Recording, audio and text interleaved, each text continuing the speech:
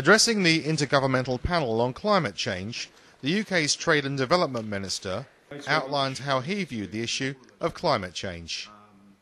Climate change, I think, is inherently a development challenge.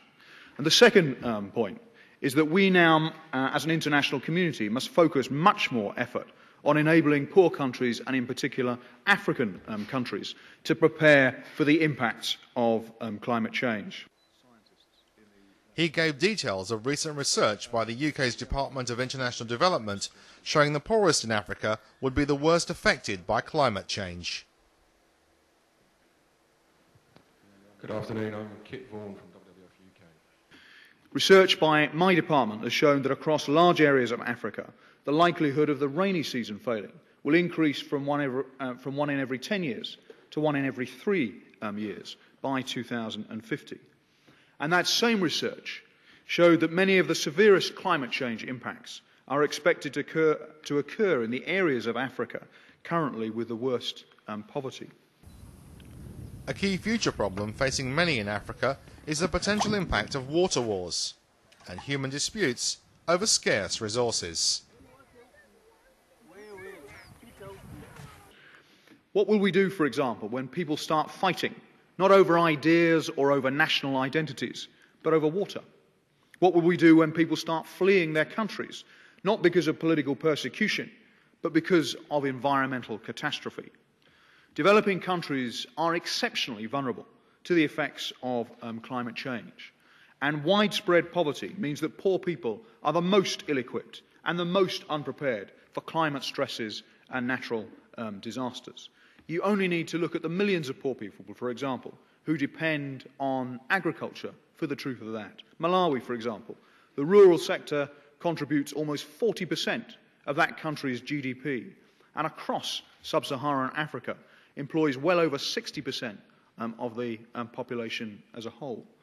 And what's particularly galling, of course, is that people in Africa who are likely to be worst affected by climate change are those, as I've said, who are least responsible. In Europe, for example, carbon emissions for the EU15 are over 8 tonnes a head. In America, they're over 20. Yet in Kenya, carbon dioxide emissions represent just 1/5 of a tonne per person. So in short then, climate change will fundamentally undermine the potential of African countries to grow and to reduce poverty. So how can climate change be anything other than a development issue? He also highlighted the need for international agreement on reducing global emissions. We, I think, first need to recognise that it's vital that we reduce global emissions so that we can avoid continuing dangerous climate change. In the UK, the climate change bill will mean that by law we must reduce carbon dioxide emissions through domestic and international action by some 60% by 2050, some 26 to 32% by 2020 against 1990 baselines. But it's also vital that we think about the international situation and recognise that it's vital too that international emissions are reduced.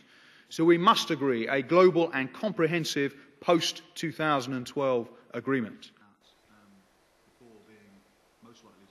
The UK government is spending £17 million to help developing countries cope with climate change.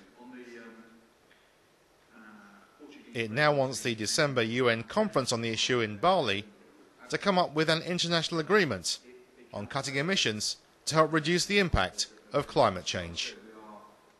Increasingly seeing development organisations recognising that they have to change the way they operate and that they have to build in an understanding